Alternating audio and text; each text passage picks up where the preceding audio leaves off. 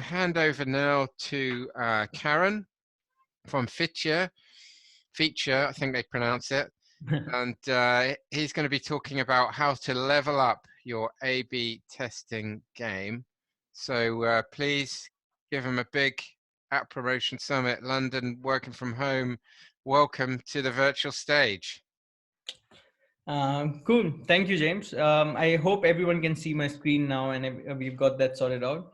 Well, good morning, everyone. I'm glad all of you could join amid like this whole scary times that we are facing right now. But yeah, on the good note, we are going to be talking about some A/B testing and like really how to level up your A/B testing game. I hope you all are excited. Just a brief introduction and a background on myself and the amazing team that I work with. I am, in case you can't tell, I'm not from Germany. And I work with an incredibly diverse team here at Phiture. I really want to call out two people in special, Eric and Tessa, who really helped me nail down this presentation in order to deliver the maximum learnings that we can get out of the next 30-40 minutes. Here are some of the cool apps that we've worked with. We've delivered some incredible results, and yeah, just a bit of show off here. Cool. So let's get started. Why by asking ourselves, why do we actually experiment at all? And I'm sure all of us can relate to our experiences when we are very frustrated and we want to get our point across. Maybe it's to our parents, our boss, our managers, or our team members, and we just can't agree on something. And that's when opinions always start conflicting. And this is where the beauty of A/B testing comes into place. So A/B testing really allows you to sort of put data behind your opinions and sort of see the right way forward. This is of course achieved only if you have the right metrics in place, if you're tracking the right things. At the end of the day, the goal is always to optimize retention, revenue, and customer engagement. But there is a lot of step level learnings that go into this process. So when we begin with, it's funny how often we are wrong about things we think are right, and A/B testing really puts that really drives that point home. And these are the 4 levels of a modern experimentation mindset. So depending where you are at a company or a team level, in the testing complexity and the testing frequency that you have right now, you basically range from level 0, where you're not testing at all, to a growth culture level 3, where of course we know a lot of industry experts such as Facebook, LinkedIn, HubSpot. These are usually the names that come up when we talk about growth culture. Just walking through very briefly across each level so that it helps you identify where you might be in these hierarchy of levels. The level 0 is no testing at all. That doesn't mean it's any bad, but usually these are the teams which have just implemented an automation tool. They're getting their team set up right, and they're trying to get the basic functionalities in order. So they don't really have any scope for testing at all. The level 1 teams are teams which have got the fundamentals in place, and now they are just starting to test. So they have very small frequency of testing.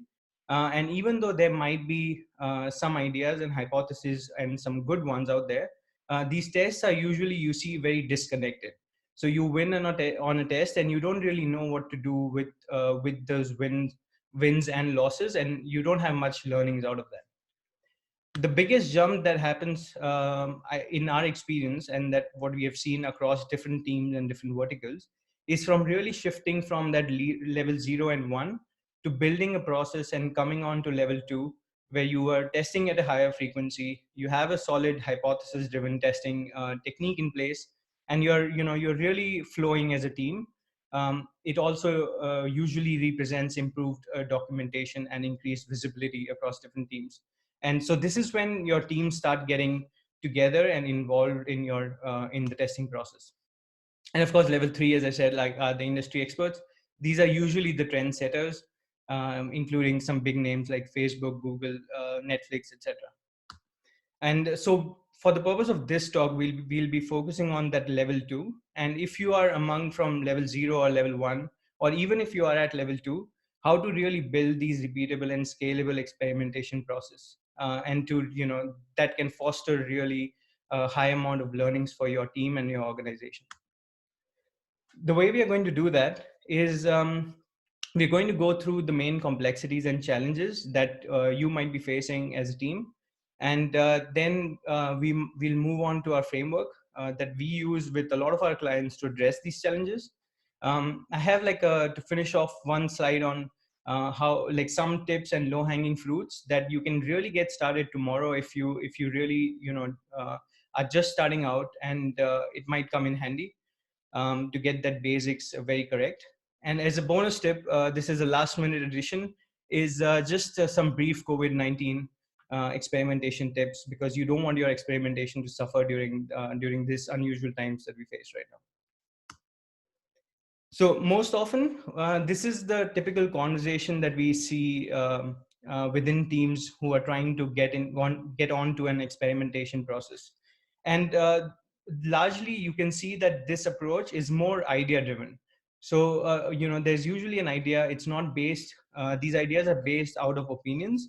And it's just because, someone thinks something is terrible. So they're usually happening in very weird and in unorganic spurts.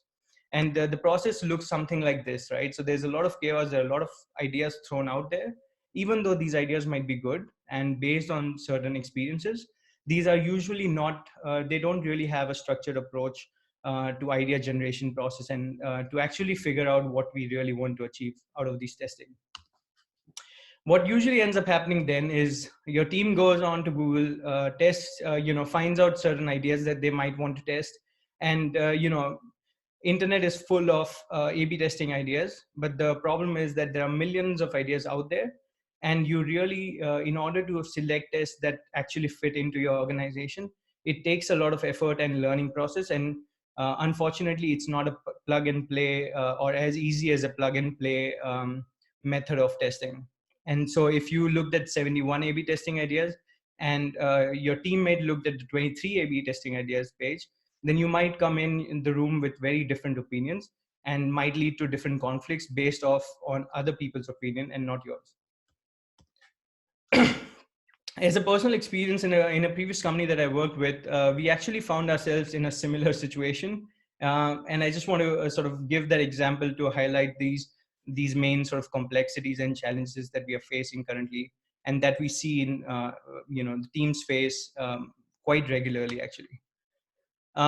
So our organization, as every organization right now out there, was very keen and persuasive about testing more, because the more testing leads to more growth is like the common convention now in the industry.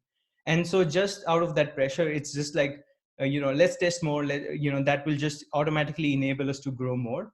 And so that's where the process starts. Usually what happens is then, like, a bunch of people get together in a room and start discussing what ideas they want to test. These are usually teams like CRM, product, UX, UI, of course.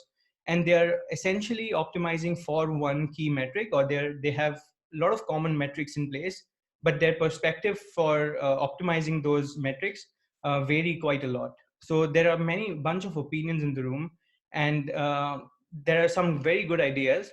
However, once you have all of those ideas, the idea is to narrow down on the ideas that you really want to test, and that might really help you to achieve those business objectives.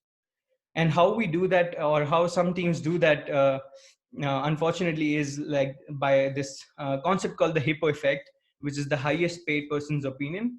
And once you have those backlog of like huge amount of ideas, the tests that are actually carried out are based on one person's opinion, rather than a structured process, a systematic process that can enable to drive up the good ideas, no matter who it's coming from.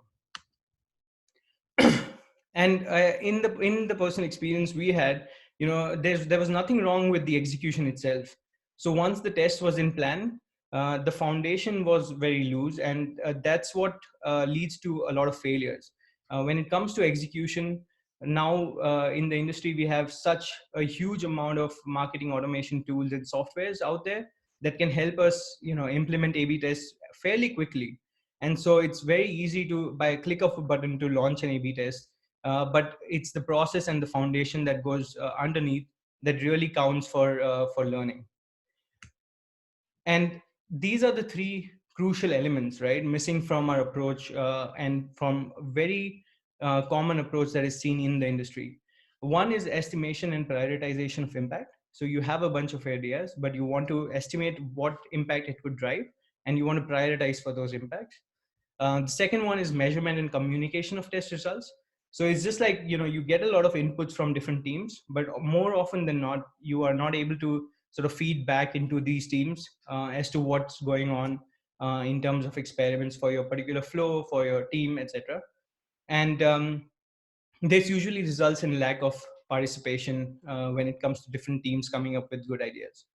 The third one is continual optimization of successful tests. So once you have successful tests, we see a lot of teams and companies following a win or lose mentality. So you have a successful test and you just stop there. Whereas the idea is, if you have a strong foundation in place, you should be, in theory, able to sort of optimize that experience again and again.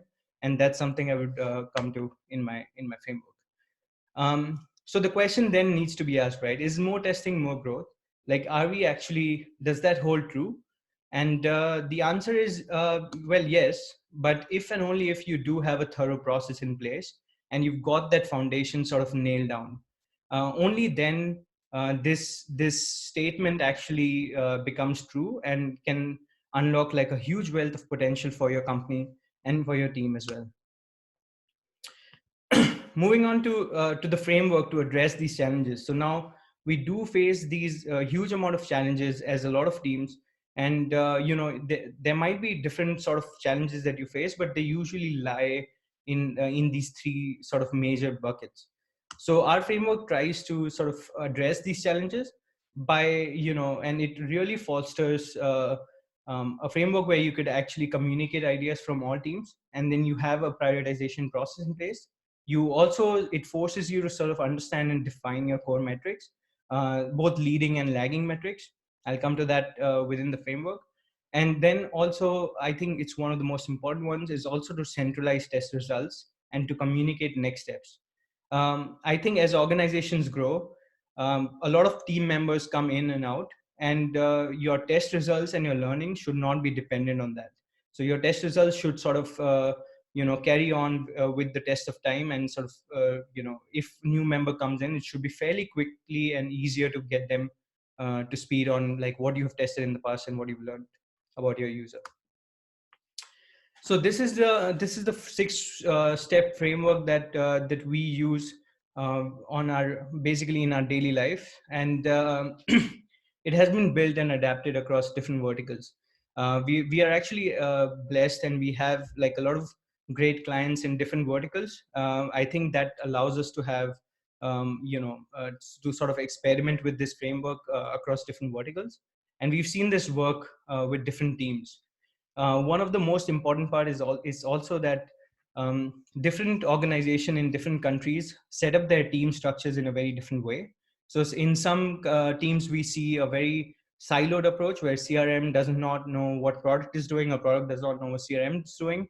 And on the other end, we have seen some companies where it's a metric driven organization. And so, for a particular metric, there will be a team which consists of a product, a CRM, a UX, and a developer guy. But the idea is that this framework would work for all of those team structures. It allows for an iterative approach to learning. So once you force yourself to go through this cycle, not essentially step by step every time you do it, but I think in experience, like once you start going through it, it becomes like a form of thinking, and it really allows your team to sort of start iterating on what you're learning about your user. Just from a very strictly executional point of view, while going through this framework, you'd want to maintain these three key documents. When you start implementing, you need a campaign backlog document where you're sort of documenting the ideas that have been generated and working them out in detail. The second one is to have a sprint plan to see if you are in line with your business objectives and what you tested in the different sort of frequency. It could be weekly, it could be monthly, etc. And third one is experiment slides. So I see a lot of teams having their experiments documented in Excel files, and that is, even though that is very good for internal use, we do need something more visual to sort of get that buy-in from different teams and get the other teams involved in the work that you're doing.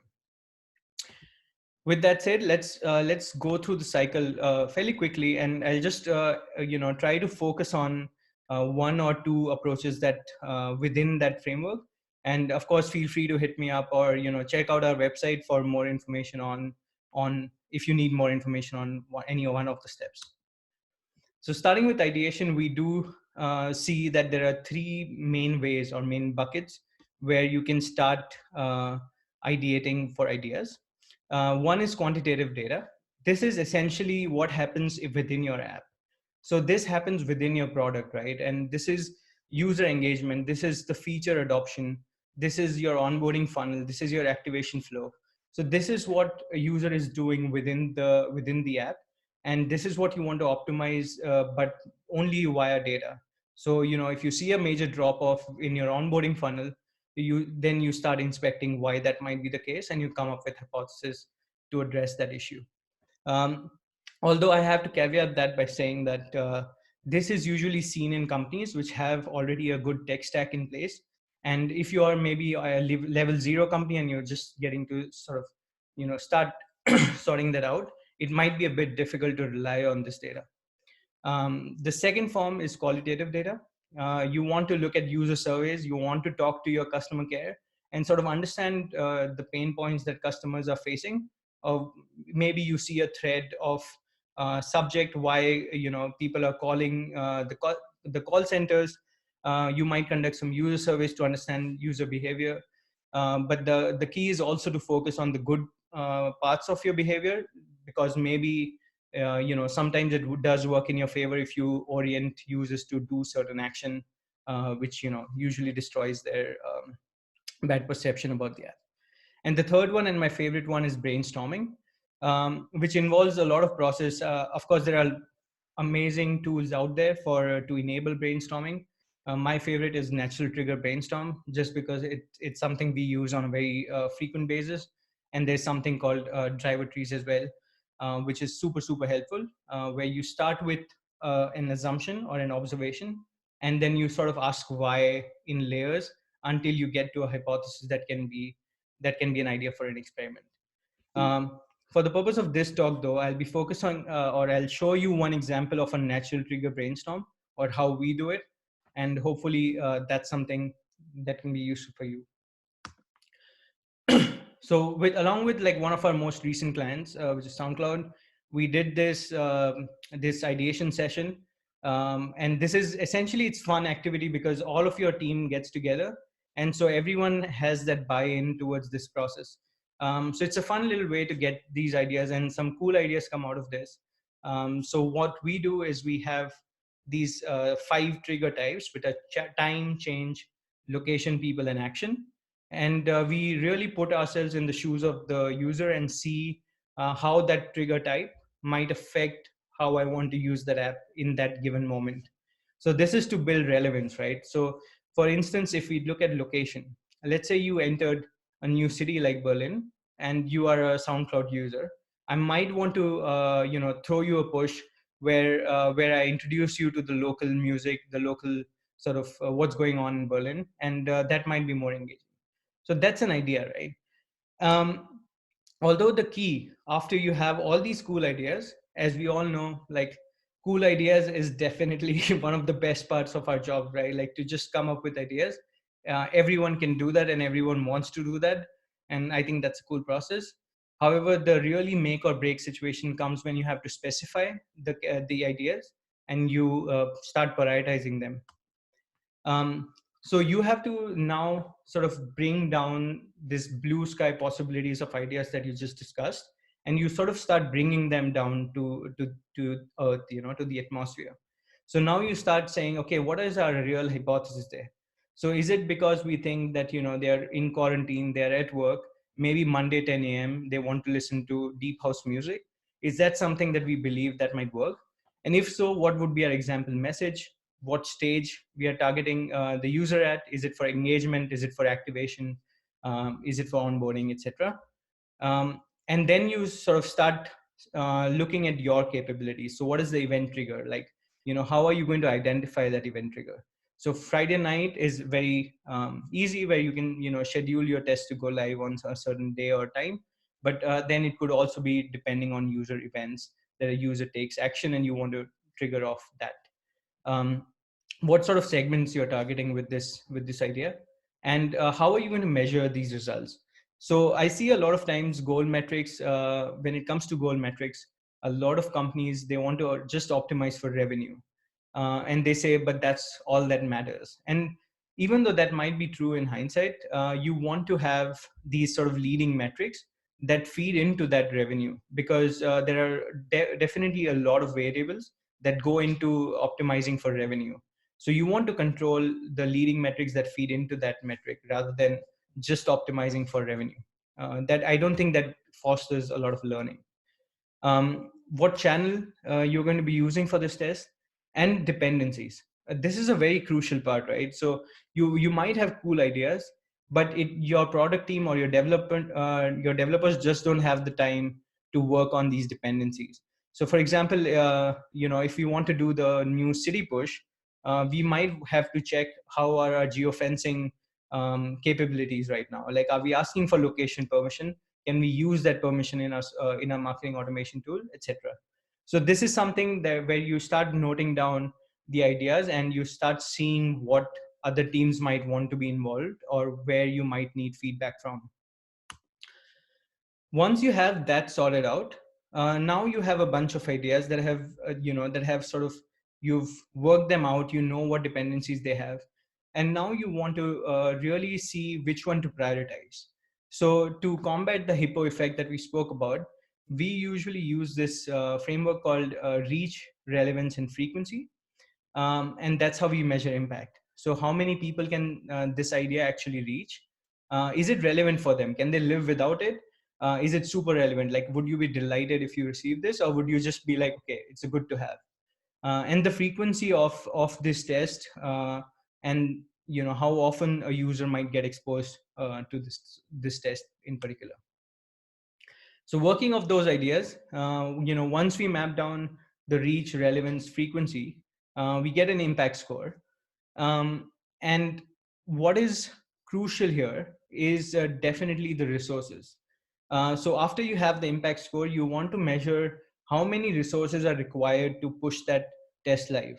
So for example, just to like give a very relevant scenario right now that teams are facing, a lot of teams have sort of geared towards coronavirus communications, and sort of, everyone has focused their attention there.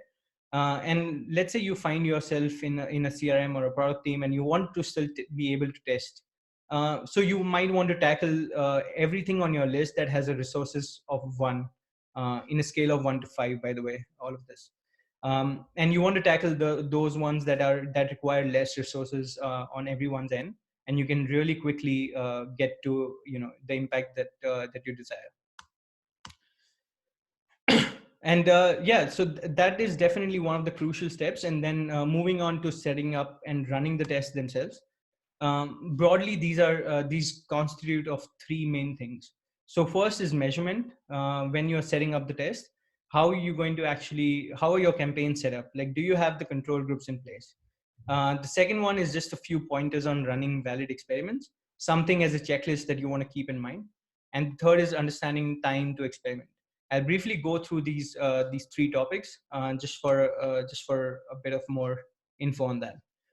So for example, at a campaign level and master control groups, right? Like, you want to be able to measure not only how your campaign is performing against, A versus B, but you also want to see how your team is performing, or, the incremental value that your team is bringing to the table. And that is done by a master control or a holdout group.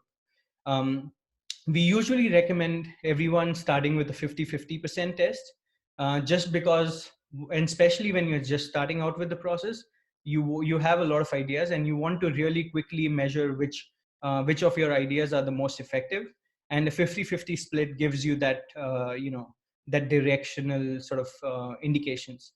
And a master control group, of course, it depends on your user size. So if you have if you're someone like Netflix or Google, you might want to do a 1% master control group and you're still fine. But if you are really at that level 0, and maybe you're proving out the worth of your team, you want to keep it at a 10% to really see what impact your team is driving with its all around activities and tests. Just a few points here for running valid experiments. We've already gone through them. But one key point that I would definitely mention here is, like, you want to run campaigns over a minimum of sort of 7 days and average out those day of week variations that you might notice in user behavior.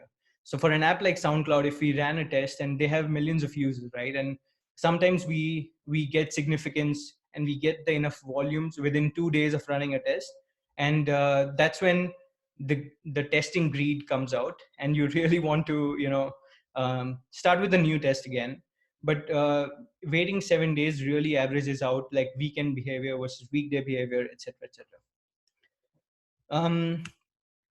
And one super important thing is to actually set up experiments for success, you do need to plan ahead of time. This is just an example of how you can estimate your sample size that you'll require for running these tests. This is, I think, a calculator from Optimizely. It's a very good tool. We use it every day.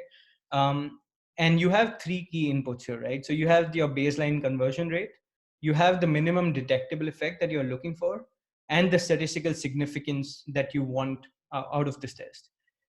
So with this example in particular, you need 3,000, you need 90,000 users per variation. And depending on the size of the company, if you have 3,000 per user, it will take you 2 months to get statistical significance on this particular test.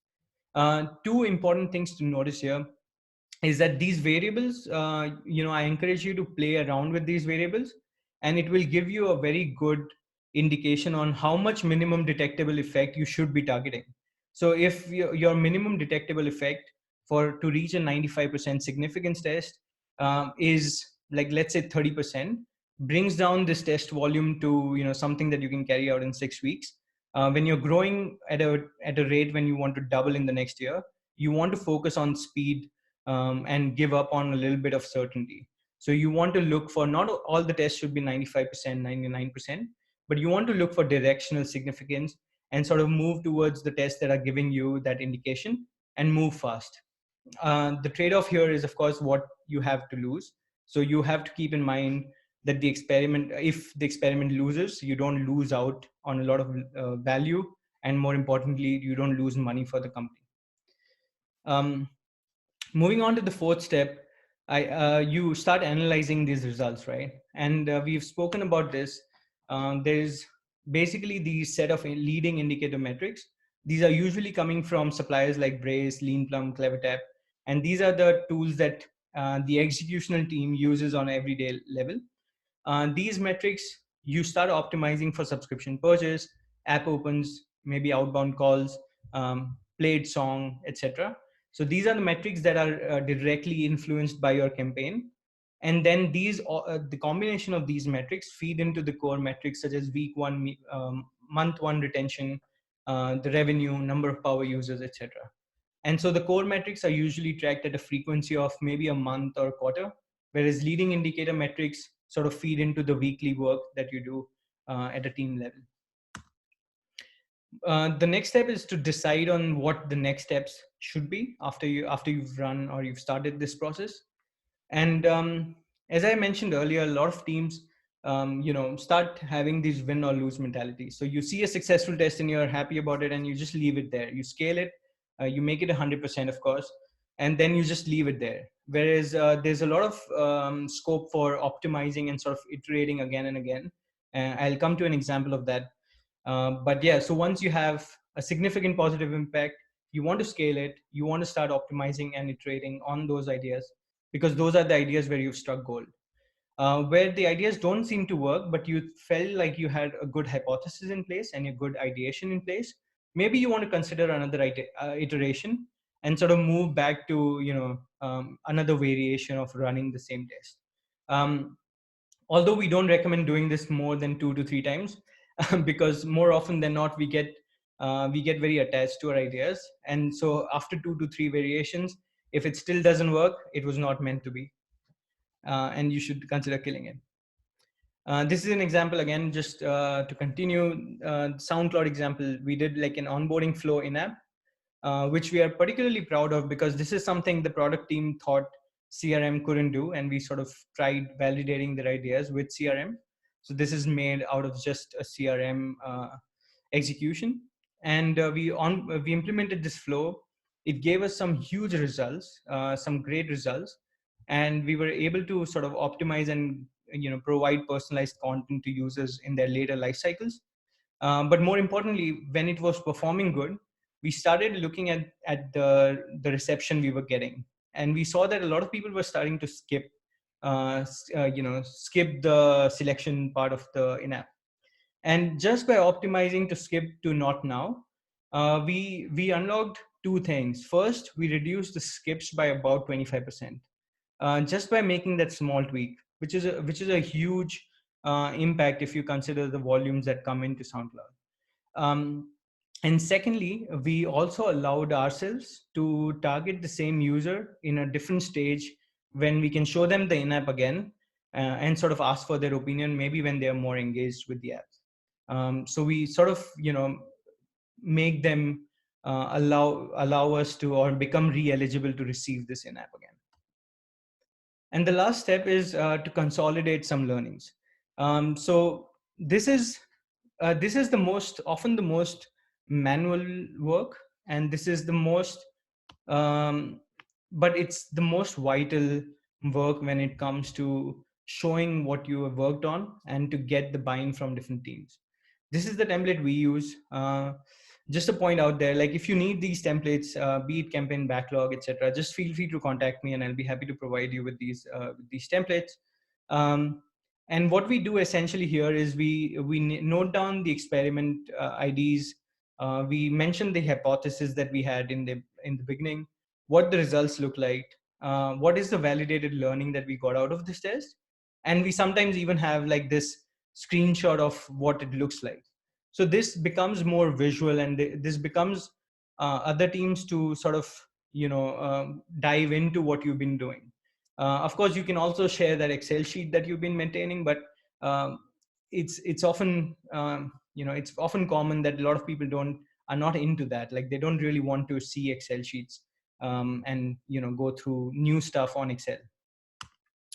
And this is what you keep doing basically. So you keep circling back, and you'd be surprised how much results you can get out of this just following this sort of steps. And as you keep circling back, you just start getting faster and faster, and you start getting the team aligned on this process. This can really unlock some great opportunities out there. And talking about opportunities, just like a few tips, if you think that this is, yeah, fine. I mean, there's a good framework out there, but, is there something I can do next week? And although I would encourage you to take on that framework, I think there are 4 things that you could look at, after the weekend, maybe. So you do a reach audit.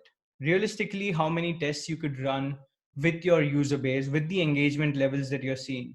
So really go down the funnel. Like, don't look at how many people are going to receive that email and assume a 10% conversion rate. Look at your past performance. Look at what realistically you can amount of user base you can actually reach, and then determine how much time it would take to reach significance with any of your tests that you do. I would definitely very strongly advise you to rigorously test onboarding and activation funnels, as I think those are the main areas of improvement for almost all of the apps. Like you see apps that have been in the industry for more than 5 years, and they're still optimizing their onboarding and activation funnel. So this is an area, like if you don't know what to tackle first, I think this should be in your priority list. Third, as I mentioned before, like use directional significance. See if if a test you ran or the idea that you had is significant at 80% or a 30%, and take your decisions. Don't be scared of just being very certain about what you do, but really focus on speed, especially if the value that you're getting out of it is to double your growth. If you are a Google, maybe the trade-off is more about certainty, but if you are a smaller app, you might want to focus on speed. And really double down on high impact tests. When you see a test that's running, that should become your food and water, right? So that should really double down on those tests and keep iterating until you max out. Don't leave any value on the table, and sort of go for it. Here are just some checklists strictly from a CRM perspective of some high impact iteration example and some lesser impact examples, like a CTA button change. I think like more in general, a good guideline is to sort of optimize for trigger events, optimize for things that a user is doing real time, and that should usually result in a higher iteration and higher impact tests. This is an example for a fitness app that we are working with. Unfortunately, we're not allowed to disclose who they were. But this is an example just to show you how just one campaign idea can draw massive business impact. So what the problem here was that a lot of users were coming in. They thought it was a free app. They were hit by a paywall. They thought, okay, we have to pay for it. So they ended up deleting it.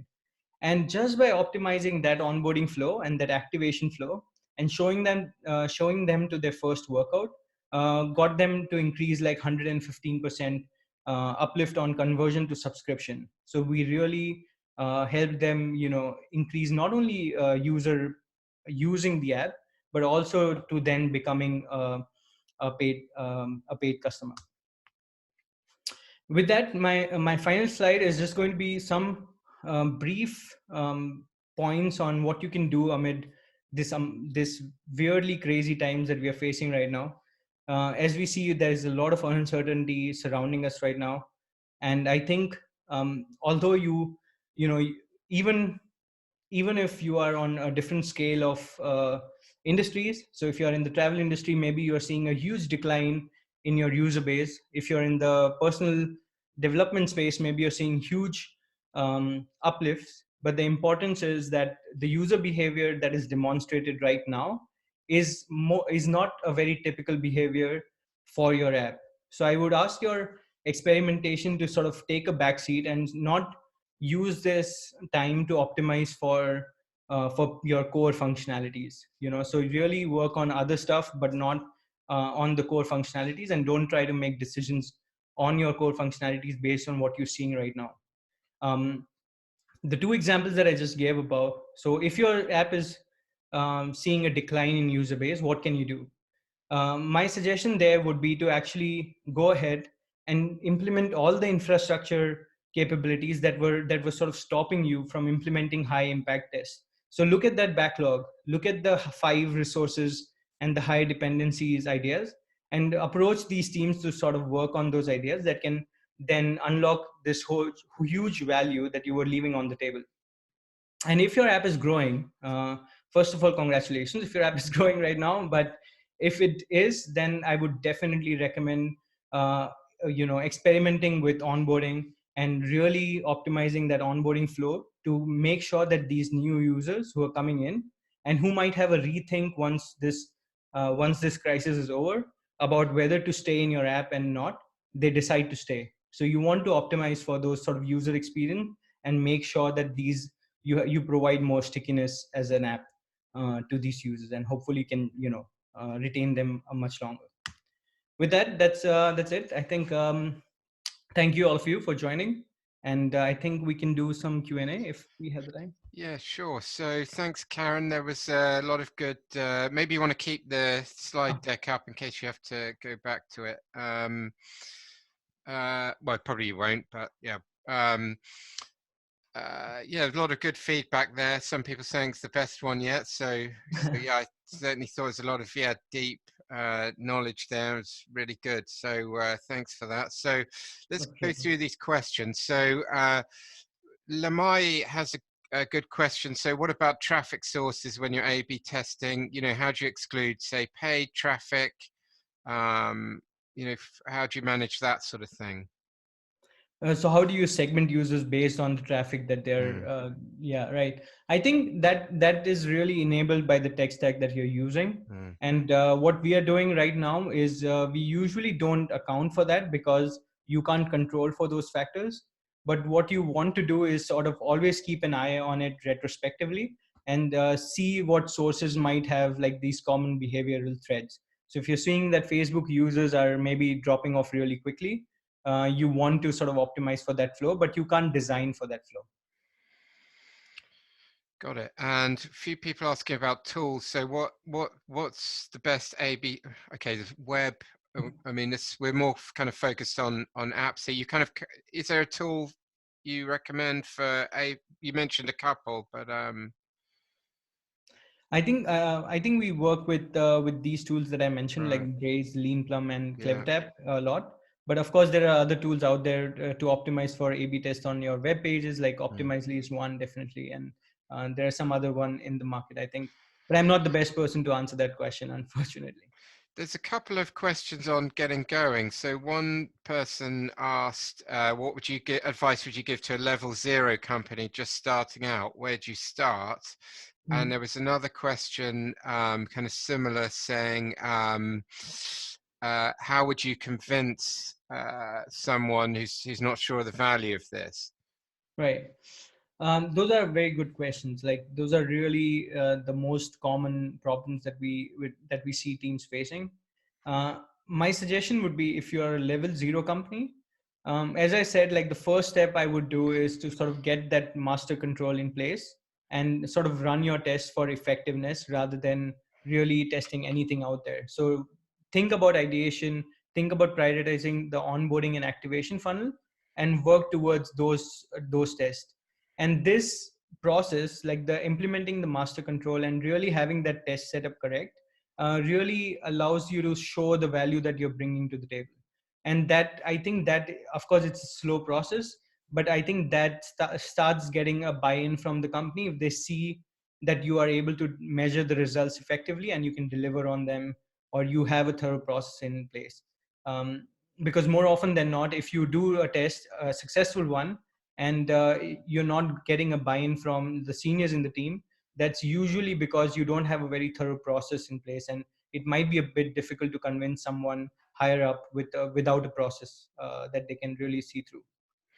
Got it. And Katerina is asking, how do you come up with the percentage attached to your assumptions? So, why do you think, 10% versus 20% when you're looking at impact? How are you coming up with that? So that is a very good question, and it's often quite subjective. So if you are just starting out, it's quite kind of ballparking, right? So you don't have enough data behind that those assumptions, and you sort of try to make a guess and try to make it better and better as you move along. But if you're already through that process, you have a lot of past data to look at, I think you can look at similar things and similar concept ideas that have worked in the past and what kind of uplift they saw, and get an idea of like how that idea category can impact the user behavior. And someone asked about the lead and the lag metrics you had. You had yeah. Can you sort of say a bit more about that? Yeah. So I think like the more important is you have lagging metrics, which what it essentially means that it shows what you've done, but they sort of lag in the future, right? So you get to know what happened only after a few months of running that test. So these are usually metrics like retention, like a function that or a feature adoption. So these could take time for users to get to, although that was caused by your particular campaign. So for the campaigns, you want to first really understand what leading metrics are actually feeding into those lagging metrics. Once you have that sorted, I think you should measure your campaigns on leading metrics, and sort of start optimizing for these metrics, which eventually feeds into the lagging metric. And a couple of people asking a bit more about the RRF framework, the number scale. This was the, can you Yeah, talk a bit more about that? Yeah. sure. I can quickly go through that. So the RRF framework is, of course, the reach, relevance, and frequency. As an example here, you can see that you basically doing this on a scale of 1 to 5, 1 being the lowest, 5 being the highest, and you try to see how many people would you be able to reach with this test. So if you take the city example, for example, where you enter a new city like Berlin, how many people from your user base you can actually reach with that campaign or with that idea, and that is usually lesser than the people that you can reach by, say, a quarantine push. So that's where the scale is of course it's subjective for the first test itself, but as you move along, it's really a tool to sort of measure how the tests compare against each other. The relevance here would be, again, once you enter the city like Berlin, it would be very cool, and it would be very relevant for us to suggest you a track or an artist that you might want to check out. But maybe being on the quarantine, you want to listen to deep house is a far-fetched assumption. So on a scale of relevance, that's where you sort of map yourself. And the frequency is just represents how often the user might be exposed to this test or this particular campaign. And in this case, of course, like all of them receive this once. Maybe for home office this can be a bit more. They might, if the experiment is successful, I would increase that frequency to maybe a 2 or 3. I hope that answers the question. Okay, and I guess potentially people can follow up with you if they can email you or get in 100%. touch on Twitter or something like that if they want to talk to you afterwards. Just a few more questions. So Lana, I was asking about, who do you need in the room? What sort of people? This sort of came up a bit yesterday. Can you do it with just one kind of silo, or do you need the product people in there? You need the UI people. What? Anything more to say about that? Okay, I think that's a very good question, and oftentimes it might be very difficult for you to sort of combine all the teams to get onto a process because everyone has their own process in place.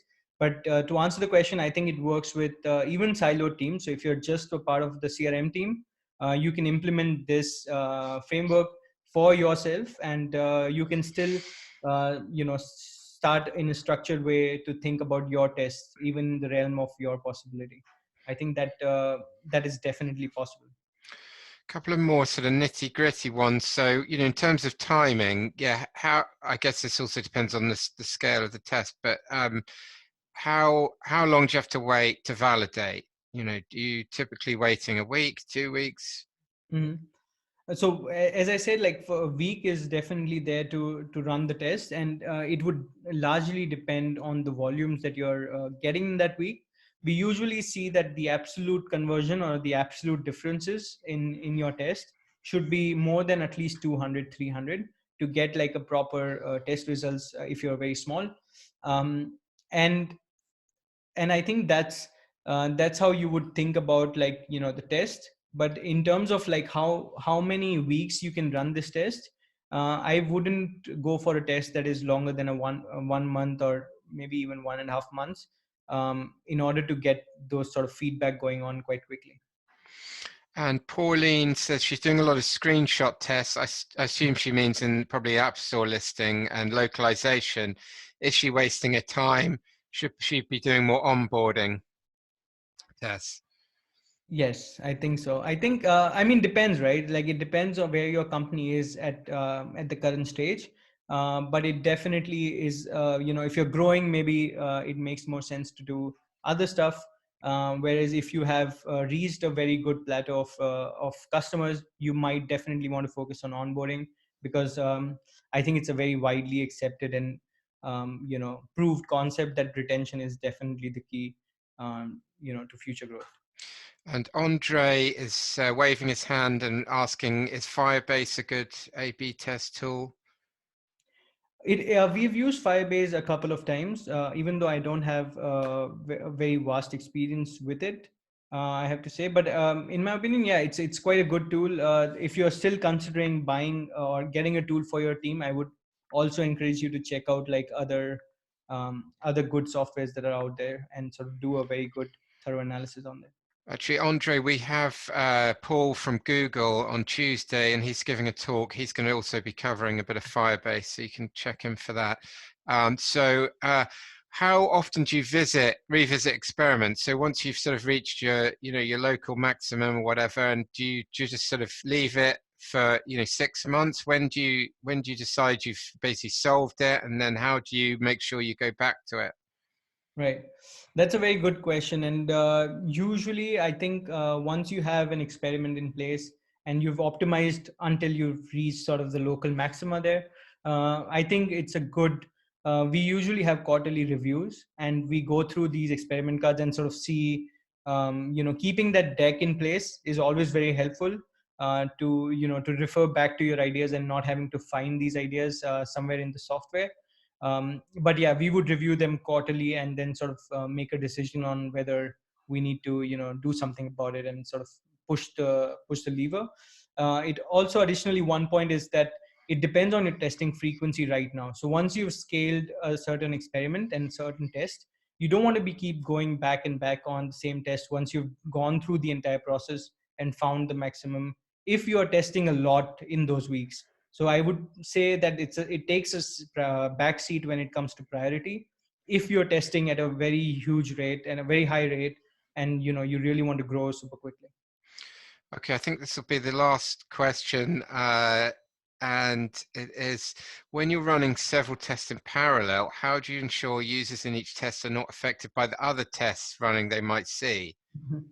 That's a very good and a very complicated question. I think one tool we've been figuring it out since the past year or so, and I think one tool that has really helped us is we usually do a mapping of different user stages. So we would map out everything that a user is receiving, right from onboarding to activation to engagement to sort of reactivation, and we always try to keep a tab on which experiments are running in which phase and if they're interlinking. So that gives a good visibility on some clear conflicts that might be out there. But that be having that, like having said that, I think it's not possible to sort of control for every, a complete exclusion from each test. And that's where the master control, I think, really helps to sort of see the value that, the program in general is bringing to the table. Great. Okay. Well, really, thanks a lot for that, Karen. Brilliant feedback from everyone, and yeah, really enjoyed it. So I guess they can follow up, as we said, with any more. Next up, we have actually some retention content. We've got Darren from Shell, and he's going to be talking about how they massively increased the retention of their app with some product changes and data stuff they were doing. That's coming up next. At 12:30, we have the guys from App Tweak. They're going to be talking about App Store optimization for Google Play. And then after that, we've got some more content on engagement and covering maybe some similar stuff to Karen from the guys at Lean Plum. So lots more coming up. Don't forget our chat room we set up. Andre from Mobile Marketing Experts. I pasted it in the chat there somewhere, the link, and it's also been sent out via the app.